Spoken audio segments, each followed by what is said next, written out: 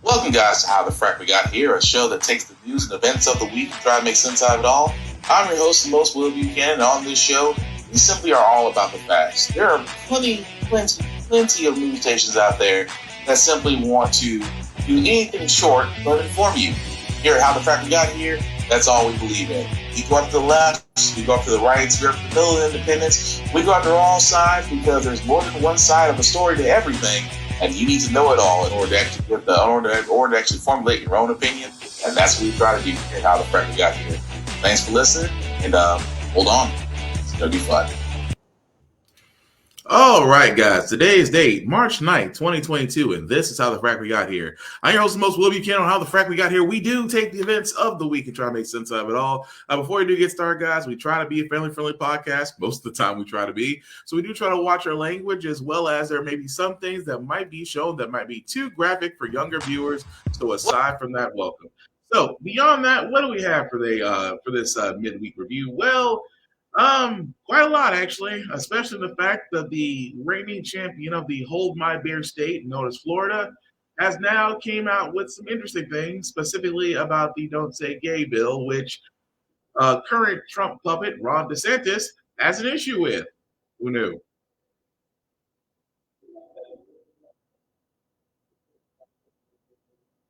Does it say that in the bill? Does it say that in the bill?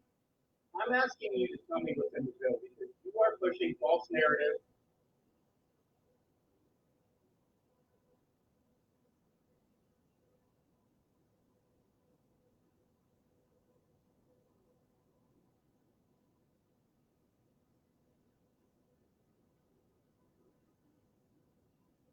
We're going to make sure that parents are able to send their kid to kindergarten without having some of this stuff injected into their school curriculum.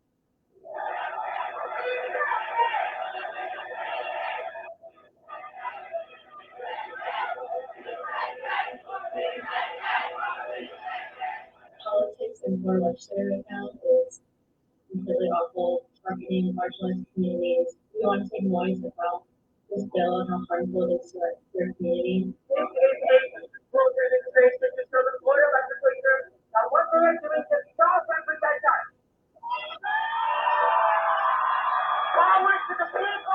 Seeing everything going on in the legislature right now, like as a Floridian, it's really scary. As a queer person myself, it's been like really personal this time. We just want to say that like the fight doesn't stop here. We'll always keep fighting for the rights. LGBT people deserve to have their history taught in classes the same way every other history deserves to be taught. Crazy, isn't it?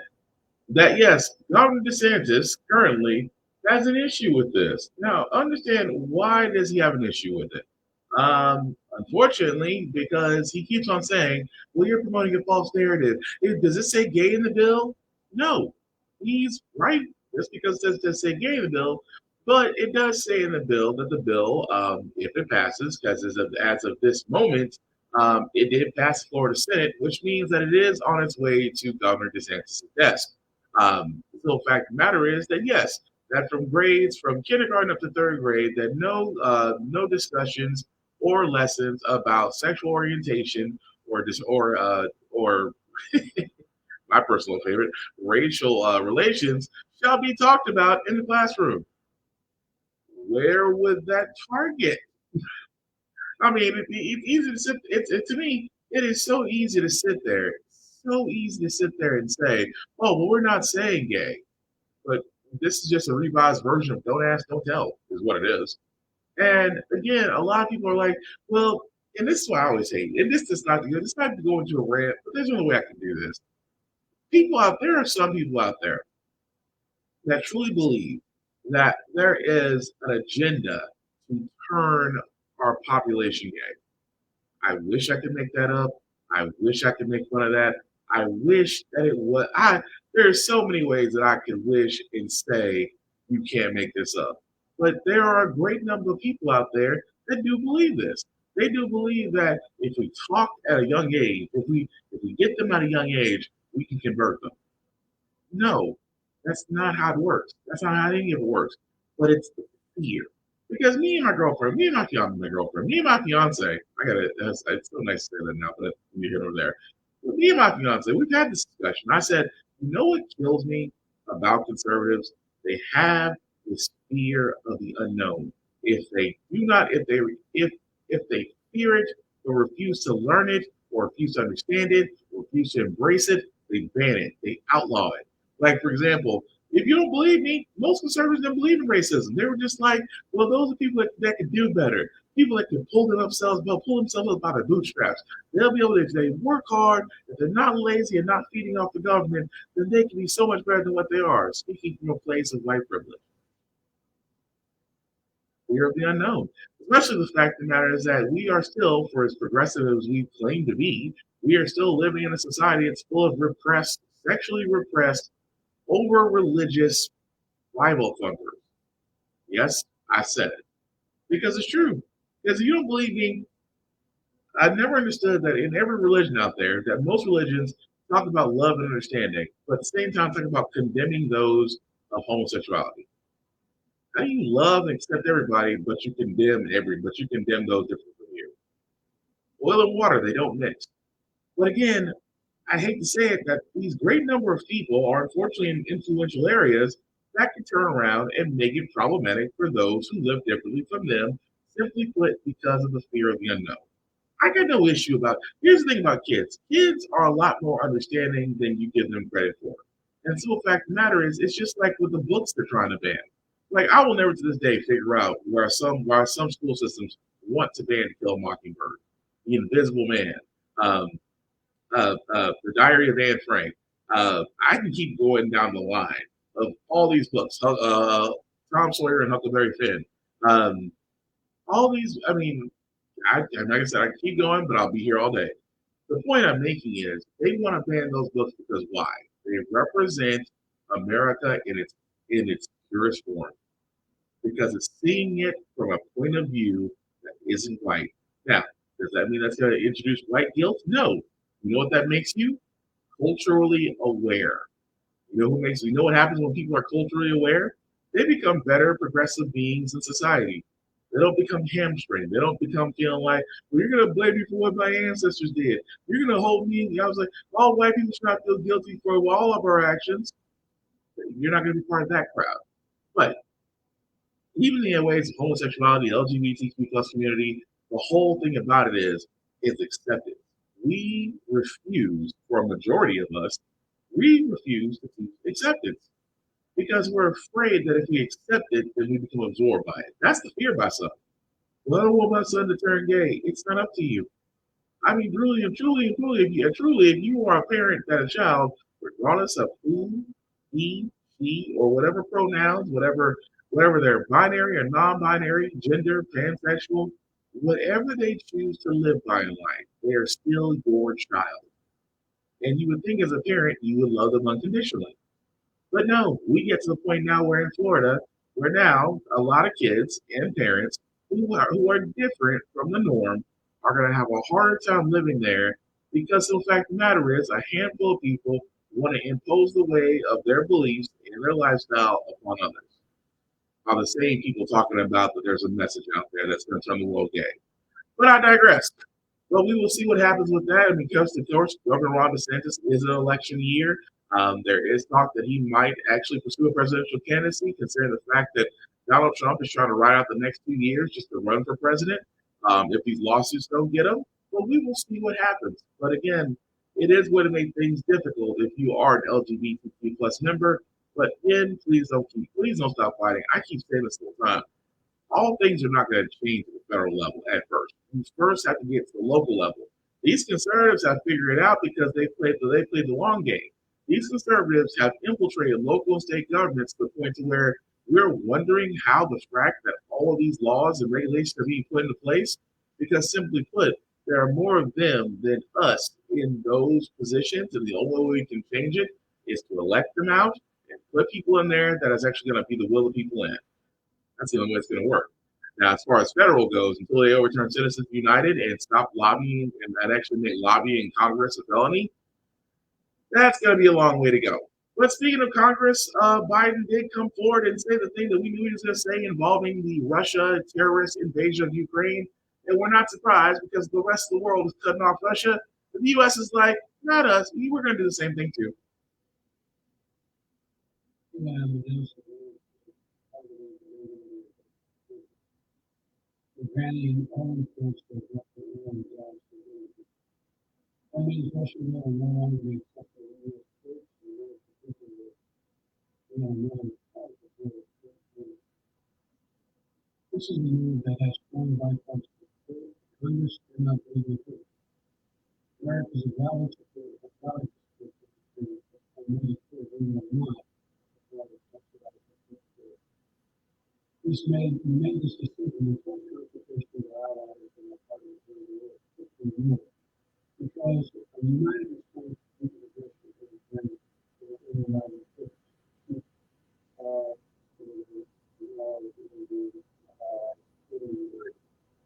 moving forward, the administration of any of our European allies may not be in a position to join. The United States produces far more than our domestic all the American countries. In fact, we're a net exporter. So we can take this step when others cannot. But we have to quickly move on a target that in the long-term strategy reduce their dependence on Russian oil as well. Our teams are actively discussing how to make this happen today. We remain ready in our purpose to keep pressure on American oil. This is a step that we're taking to further dependency. Something that we crossed the law here in the United States. I said I would love it if the American people could begin. When I first spoke to this, I said, how do you think it's going to cost?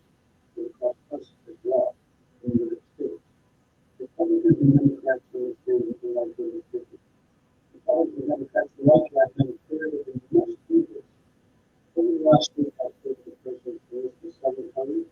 We're moving on to situation with them and consult. We continue to consult with our European allies and our U.S. support for Ukraine and the Ukrainian people. Thus far, we've provided more than $1 billion for this Ukraine. Shipments of defensive weapons are arriving in Ukraine every day from the United States. And we, the United States, can use delivering our allies and partners similar weapons. For Germany, the Finland, for the Netherlands. For their allies. That's providing humanitarian support. Those others still in Ukraine and those that feel safe in the neighboring countries. We're working with humanitarian organizations to serve children.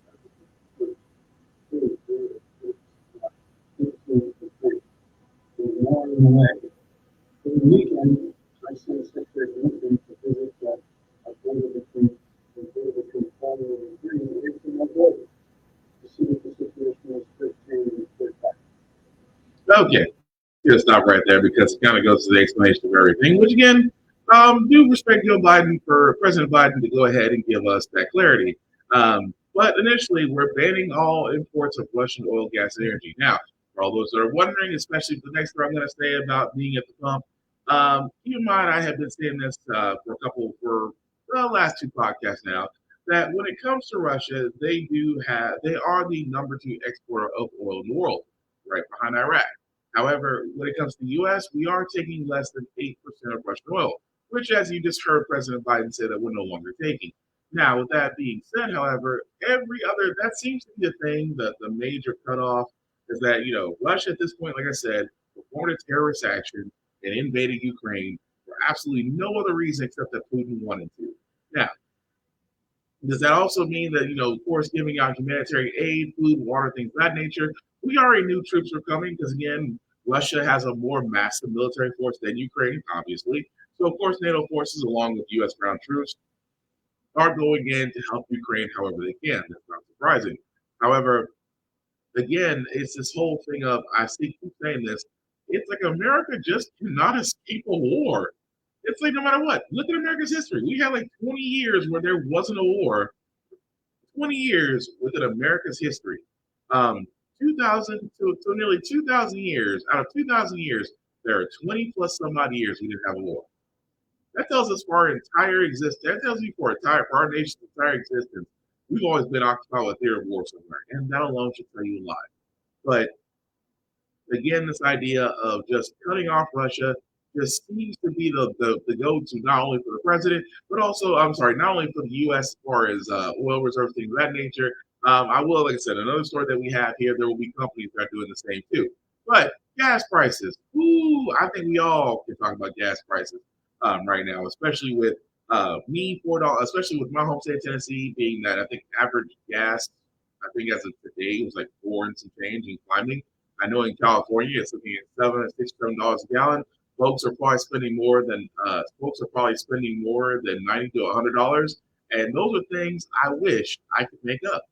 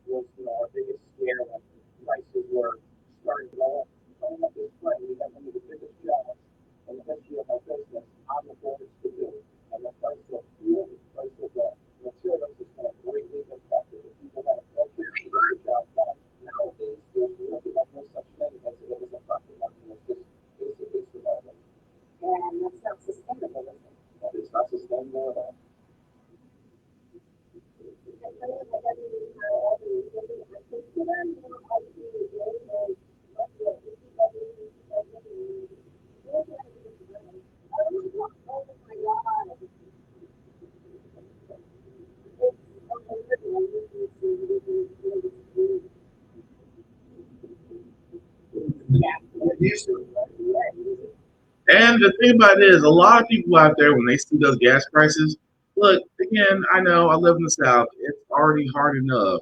It's already difficult enough when you're progressive in the South and you're trying to convince people. Of course, they'll say, oh, well, you got to thank Biden for these high ass gas prices. And I said to myself, before I started this podcast, way back around 2001 with Bush 2.0, remember when gas prices were high then? We were just 9/11 had just happened. We were just about to hit Iraq. We were just about to, invade Iraq and things of that nature. And of course, gas prices were an astounding $2 to $3 a gallon. I think the highest was two, low threes, maybe mid fours. And even then, folks were like, "Oh, these gas prices! The president's talking gas prices." This goes to show you how much education is vital in this country. Number one, and I'm going to keep repeating this every time I hear it because it needs to be said: the president, whoever that person may be, does not control gas prices. Never has, never will. He controls the strategic oil reserve, which again is still collecting. They may have released, I think it was like 11, about 10% of the oil reserve that got released out. So again, keep in mind the strategic oil reserve, which was basically put in place in the event there was ever a national emergency crisis. Which keep in mind that stockpile is still actually gathering even now. That being said, that's the only thing the president controls. You know who does control it? You know who does control gas prices though? The oil companies do. OPEC does. OPEC is the conglomerate of countries that basically export oil. So you got to think for a second. Iraq is part of it, especially with the UAE, the United Arab Emirates. They're with that group. All these countries where oil is being massively produced is a part of this group. At the same time, the very same oil companies, Exxon, Shell, Um, Even if you can find 7-Eleven in your areas. Um, you get some Phillips 56 and some off-brand gas stations, like Love or Raceway, Gordon's, if you will. All those are gas station companies. And trust me, those companies, corporations, are making record profits. And that's the problem. It was the same problem in 2001, which flash forward 20 years later, it's the same problem again. It is literally unregulated capitalism. It is unregulated because these companies can raise the prices on their gas, and because we're Americans and we are slowly trying to get off the dinosaur juice and move into electric vehicles, which again I stress heavily, electric vehicles are going to start becoming an alternative because gas prices are going to be astoundingly high. And I think that we are starting to advance a lot more in electrical vehicles, which again, a lot of people are going to start considering again, gas prices. I can tell some people it's like, yeah, lucky for me, I don't have an SUV or a truck. I don't even want to imagine those prices. I mean, for me, I think I went from filling up my tank from $30 to $45, which is $15, which again, 20 to 45. 20. I'm sorry, that's wrong. From $25 to $45. So I experienced a $20 increase, which again, in the long side of things, that's a big jump versus a lot of these SUVs, trucks, and vehicles out there that could take anywhere from $90 almost up to $120 to fill up your tanks again. People gotta drive, especially if you work. If you work, you work. If you don't work at home, you gotta drive. You got kids to pick up, you got groceries, you got errands to run, things of that nature. You have to drive. And again, these prices are going to reflect everywhere. They're going to reflect not only at the gas pump, they're going to reflect the transportation services like Uber and Lyft. They're going to affect everything like DoorDash because again, they have to pay those people in order to actually come out and actually make those deliveries at your home. I can only tell you that transportation costs are going to go up along with fuel, along with airline, things of that nature. Because guess what? They all use the dinosaur juice. So again, who are we to blame? Because we cannot, above all else, blame the president. It will make no sense. Blame OPEC because they themselves control gas prices, and also blame the oil corporations because guess what? As much as they keep on saying, "Well, inflation is causing this," it's not. They're not causing inflation because you know it's always funny. It's never inflation when companies out there are making record profits in a pandemic situation. It's never inflation. It's never their fault. But yet, if you pay people more, which again, that's the argument. If you pay people more and give them health care and do all this stuff, then inflation will occur. Well, we still got all the same things. Minimum wage is still at 7.29, and again, corporations are making record profits. Inflation is still happening. Something about this whole thing about paying people more equals inflation, kind of BS. Kind of BS. That's all I'm saying. But again, I think it's before. I wouldn't be mad at the president. The president does not control gas prices. Yes, it does stuff that we're paying more at the pump. But what you gonna do? Walk? Although I would invest in motorcycles. Oh, motorcycles sound so good right now. Anyway, sidetrack. But again, don't blame the president for gas prices. It's not their fault. Whether you like them or not, it's not his fault. It's OPEC and it's the oil companies out there. Those are the ones you should be mad about, but they're being extremely quiet right now because, again, they are getting record-setting profits. Now, of course, I did talk about President Biden cutting off, banning Russian oil, gas, energy from the U.S. And I told you that companies are starting to be short, except they're not closing up shop. They're temporarily suspending.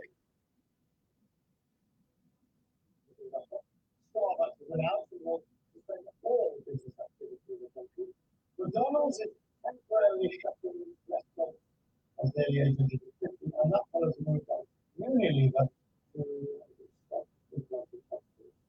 McDonald's chief executive says about to do immediately instructing the closing of the McDonald's is more than just a unique place in recent history in Russia. It was 1990 Gorbachev destroyed the glass block and McDonald's opened its first one. It was so proud to get a big mac of fries.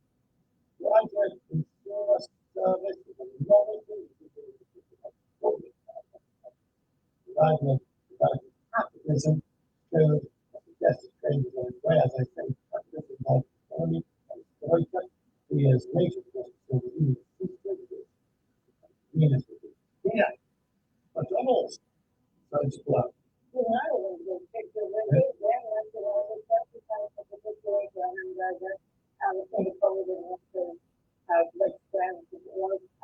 It's amazing to think that we've got to a stage where now that we're assisting operations in Russia so many years after this. Also because it has bigger places in it. It relies upon Russia for like 90% of its revenue and 3% of its operating profits. So this is a really good deal. Also, the deal that is just go and $2.2 million to make it royalties. That is obviously not the case in the last couple of days. They put their operations out to Ukraine, obviously with the invasion, and now they're just coming up with paid, and that's an important point because there have been ruptures among the Russian government that would destroy assets of those companies that aren't paying it. So, we've got McDonald's, we've got Apple, we've got, and this Starbucks, Just in the last 2 hours, right? there's an element of sanctions. They're worried about political sanctions. And that's an official sort of, that's the general country, that's the CFO, that's the, because it's a moral question. Should we do that? Should we do that? Yeah, that's right. How is that do that? Well, some of them are deciding to continue the problem by removing spending. But for now, obviously, the things are still getting very heavily by the Russian government, but it people to pay and paying their stuff, otherwise it will be nationally. The 200 of them for graduates will come out. The big names at first are giving allocation and Nigeria. But also, they also decided to stay there. For instance, the other side said, well, we're going to continue operations in Russia because it's closed. It's significant that really also pulled out in terms of exports and exports as well, because that's a huge company, it's a huge consumer goods company that people will notice in sitting off the coast. This is exactly what Western sanctions doctors are promoting. Right, but what is the time scale? In terms of how much they're and how much they're absolutely, that is the sort of the customer system. And you can notice that the global policy has changed about 20%. I've had conversations with various people at the intersection of business, Western firms operating in Russia, and over the last week or so, the first thing that they've said is, I don't even know whether I'm going to be able to get my money out of the country. What would it be worth? How Western time frames are to be able to start as well. So, long story short, again, Larry and so forth, they did talk about companies like McDonald's, Starbucks, Apple suspending operations in Russia. Again, to meet up with the fact of attempting to choke out Russia, starve out Russia economically because of their terrorist invasion of Ukraine. I would say the one thing about businesses, and to this day, businesses are not always morally standing. I keep on saying the entire time, it's usually about money. Keep in mind, they said temporarily suspending operations. Now, of course, they're just honestly waiting for all this stuff to blow over. When it comes to corporations, it's all about money because at the end of the day, folks still need to eat, folks still need groceries, still folks need to buy clothes, folks apparently still need to buy iPhones in a way, right? Yes. But they're just waiting out. I don't expect companies to turn. I don't expect corporations to there say, you know what, we're completely shutting down in Russia. That they will. I mean, you never hear there will never be another McDonald's in Russia. There'll never be another H&M in Russia. There'll never be another Apple in Russia. Let's be honest, there will be because money goes. Because money, wherever money goes, corporations follow. And yes, this is a nice little sentiment, a nice little symbolic act of suspending services, but still paying your employees there. But let's be honest, that's really all that it is.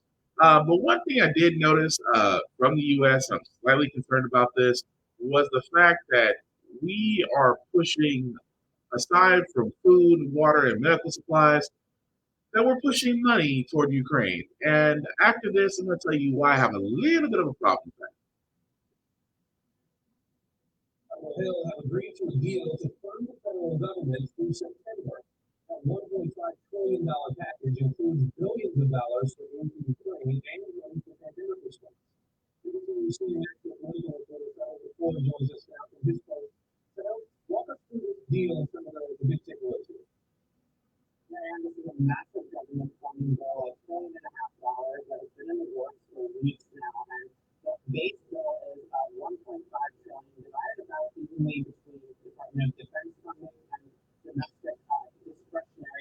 with two key add-ons here. One is a package of aid for Ukraine. You see it on the screen just now, $13.6 billion in security, military, and humanitarian assistance, as well as $15.6 billion for COVID response. That's largely to protect against the next COVID variant after the United States was, caught off guard to a large extent by the Delta and Omicron variants. The administration does not want to be caught flat-footed if and when the next variant strikes. This was released in a massive piece of legislation overnight around 1 to 2 a.m. The House is hoping to vote on it today, and the Senate will have a couple of days before that Friday midnight deadline when government funding lapses. It may go a little bit over, as some of the senators that spoke to, including the appropriations chairman, Patrick Leahy, suggesting yesterday. But the big deal is done. It's just a matter of time when they get this through. Okay, so again, the thing I wanted to point out, the thing that kind of bothers me a little bit, was the fact that yes, the government shutdown was going to happen again because they kicked the can down the road, like usual, because Republicans don't want to do anything, Democrats can't seem to get together on the same page, and the government's going to run out of money and affect many programs that people are depending on that the government funds. That being said, with the government funding deal, was the fact that they also tied this, they tied foreign aid. They tied foreign aid to the deal, which again I wouldn't be against. Like I said, food, water, medical supplies, I understand.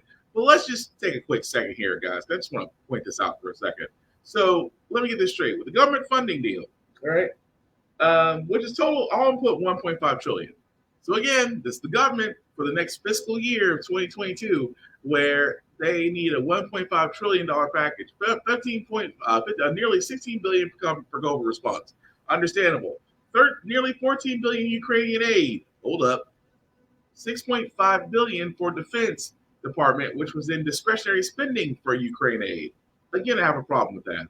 And finally, nearly 4 billion to replenish equipment sent to Ukraine. Now, here's the problem with this. Didn't we just come out of something where, the Build Back America plan, which it seems Republicans didn't want, Manchin and Sinema didn't want, and now it looks like, after all said and done, 14 billion U.S. American, 14 billion with a B, American dollars are about to go over to Ukraine in aid. Please explain that to me. Because I said, this is the problem I have with Congress. This is the exact problem I have with Congress. For the simple fact of the matter, if you're going to sit there and tell me that in times of war, nobody has an issue. Oh, let's send money over to Ukraine overseas, which again, I wouldn't, again, with medical supplies. Here's my whole thing. With medical supplies, with water, food, humanitarian aid, like the Red Cross, no problem. I got no issue with that. But a lot of people, if you're like me and you saw that, the first thing, if you're like me and you saw that, the first thing that bothered me was we can get our own people assistance, but we're about to go overseas and help those people get assistance, help assist those individuals. Now, again, it sounds cold, and it's not perceived to be cold. But I truly believe that we should help ourselves out as a country first before we go help give foreign aid to those before our own. Especially so back now when you look at the money that's being thrown around, and the Defense Department always seems to find themselves in something where, keep in mind, they get the blankest of all checkbooks. And did I tell you that the Defense Department to this day has yet to pass an audit? Yet. They have never passed an audit. They couldn't account for 1 cent of everything that's being spent. But just like a college kid, they always want more money when they get home. Figure that one out. But it just bothers me that money is being put overseas, but yet for a lot of people like myself, I'm going to ask that same question. Why can't we get the same love over here? But alas, until we actually start getting senators and representatives on this podcast, that's going to be an interesting time. I'm not going to lie to you because I'm never going to be asking a bunch of questions. But anyway, last one we get to, guys, we get to our feel good segment again. It's the kind of things you see. Like I said before, for my future children, I don't care what they are, whether they're straight, whether they're LGBTQ, binary, non-binary, gender, transgender, pansexual. I only want them happy, healthy, and I want them to pursue their dreams because as their father, I am going to love them unconditionally. I might shake my head a few times at some of their decisions, but I'm going to love them unconditionally. But you think that with school being in and with the pandemic and everything else going on, that you have to worry, especially in this day and age, as you see laws and regulations coming out, that what happened to this child in South Lake, Texas, no parent ever wants to hear or experience.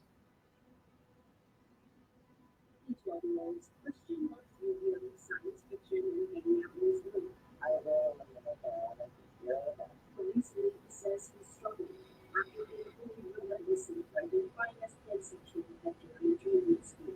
Butler County Independent School District in South Lake, Texas.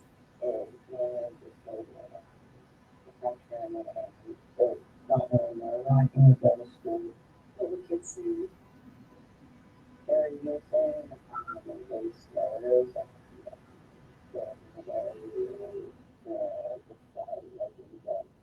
One day, his mother, Christine Evanston, noticed the rabbits all over his legs.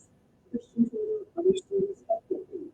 I did, but I see them staying by myself, but then walking the circle home and walking around stopping quality. South Lake schools in the national spotlight since 2018, but a new high school students taking out boardwalk in the fire. Volunteers spent the last 2 years working with school diversity and inclusion plan, focusing on residents' national lawsuit and voting on school board members opposed to it. Now, the Department of Education's Office for Civil Rights is investigating alleged discrimination based on race, sexuality, and racial origin. The NAACP Defense and Education Fund has also filed a complaint with the fact that 4 students say the district failed to intervene. Christian is one of them. Why did the NAACP now add to this investigation? This is not about any particular individual, but rather this is systemic. This is happening over and over again. Did the Carroll School District fail this children? Absolutely. This is any parent's worst nightmare. September was the breaking point. Christian says he told a friend that he no longer wanted to be alive. Students allegedly claimed they found them at his release, encouraging Christian to kill himself in a football place in his schoolyard. Since that incident, there's been an investigation involving the kids involved and everything. That's what I wanted to get to know about the time to get out of the lab and the time to not address it. Christina has filed 3 detailed grievances with the district and has told Christian and South Lake schools. The district did not respond to numerous requests for comment. If the federal government finds violations, those students to be forced to implement universal training. The process could take months or even years. So the Christina says reporting in your court to be messy. So they have learned very difficult to really to look at the problem about the decades so every day because they have the everything. Do you need a friend when you talk about this? Other people in the school district that they are listening to this, that they need to actually simulate that there will be some of those in this world. And to me, it's in South Lake. And again, like I said before, that's the kind of thing that no parent ever wants to experience. That they keep saying, man, fear of the unknown. Like this is honestly, this is what happens. Like what happened to that young man? This is honestly what happens when you don't when you don't introduce cultural awareness, where you don't introduce um, introduce other orientations uh, to kids. Kids, like I said before, kids are completely and utterly understanding the fact that you teach them to be culturally aware, to be socially aware, to be accepting of all. That will never happen again because you have too many people that'll be like, "That's not right," and will stand up for it. Versus again in Texas, let's be honest, it's conservative, it's backwards, hypocritical. It might as well be Church of Christ.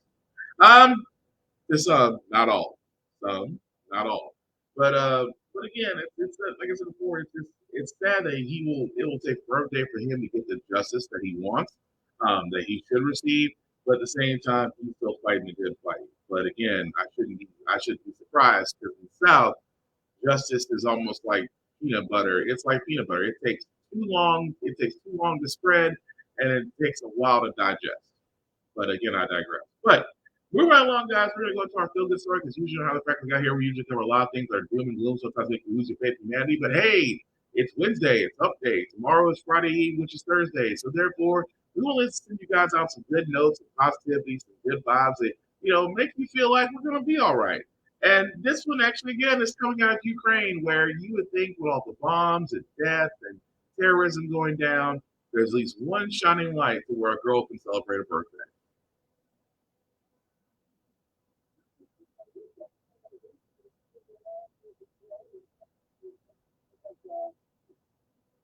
Hey, Kristen and Peter, this one comes from Europe, where a new devastation is kindness of strangers shines through. 7-year-old Alina recently fled Ukraine to a refugee camp in Romania, where she was surprised with a very special birthday celebration.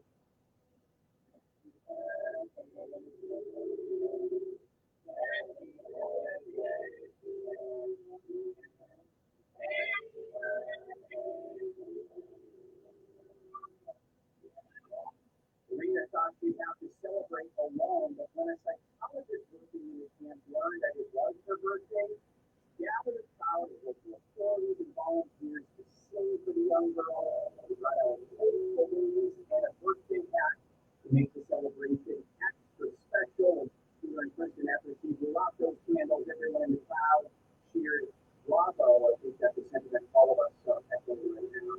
Bravo. Yeah, for sure. And again, like I said before, doesn't matter whether in peace or wartime, happy birthdays are always special and should always be celebrated. As you know, mine's coming up in a couple of days. But again, that's gonna do it for this podcast, guys. So I do thank you all for watching, for liking, for letting people know this is live. I certainly appreciate that. Before I do get out of here, I do some shameless plugging as I always attempt to do. Sometimes I don't. Sometimes I kind of fail. Sometimes I succeed. Sometimes I have my moments. But hey, I keep trying. But with that being said, shameless plugging. You want to talk about my buddy Vaughn at Big BZA Dot, which you can find him, the Vaughn Weatherspoon on Facebook, Big BZA, pause, at Big BZA Dot on all socials, where you can find him Smoky Trailer Sundays every Sunday from 6:30 to 9 p.m.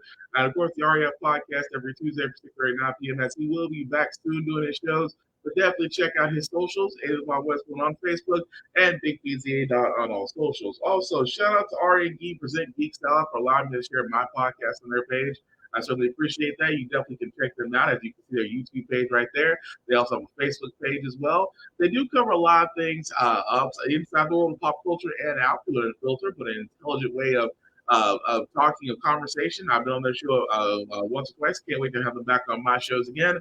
But definitely check them out. R&D Present Geek Salad. Now, as for yours truly, guys, I still have my IG handle at BlockFox447. Of course, follow me on Instagram as I do post a lot of movie reviews, video game, television reviews, and also gym stuff because I do a couple push-ups. Also, at the same time, I am all about positivity and motivation this year. We have had way negative influences, connotations, just overall Debbie Downer.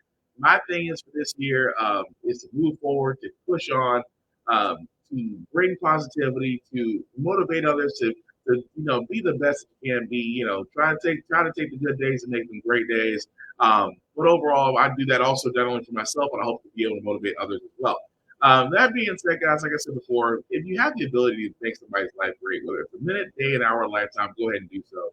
The world could actually use more random acts of kindness, as you just saw a girl who had to escape danger was still able to celebrate a birthday. And again, that's still pretty cool for the kids, for the people and the psychologists that put that together. Again, there's nothing wrong with that. I mean, like I said, it takes zero energy to be nice. It takes 100%. It takes 100% of your energy to be a dad. And I don't know about you. I'd rather keep my energy and smile than be completely drained and just be annoying and be a pain in the ass to somebody. That's just me. Also, guys, please get vaccinated if you haven't already. Get your shots. Get your mask on. I know numbers are coming down. I know the cases aren't high as used to be, but this is not the time to be lax. This is not the time to feel like we're okay. This is the time we still need to be vigilant. We need to be proactive. And again, we're doing this not only to lower the cases, not only to give the nurses and doctors and those in the hospital a break. Keep in mind there are still people that go to these hospitals for life-saving treatment, kidney dialysis, blood transfusion, diabetic needs, things of that nature. Those appointments keep being pushed back because the COVID bed is taking up space. The only way we can help those people get the life-saving treatment that they need is to keep the numbers down to where they'll be able to go in and get the life-saving treatment that they need. That's all I'm saying. The last thing I'll say about how the practice out here is all about staying informed. We're not trying to change minds. We're not trying to persuade people. We're trying to do what the news stations will try to do: give you all the information for yourself and allow you to make up your mind for yourself, but provide a logical perspective outside of it as well. We do a lot better as a society when we're informed. We're aggressive. We move forward. We try to right the wrongs of our past by making decisions now that we should have done back then, like elect our first Madam Vice President who was black.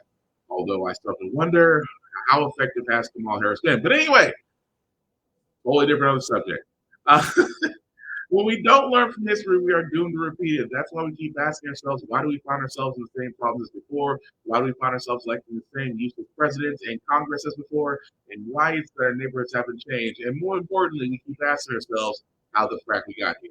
So thank you all for watching. If you watch this on the playback, please let me know. Please comment if it's live so I know your opinions on everything that we talked about. Aside from that, guys, take care of yourself and each other, and we will all get through this.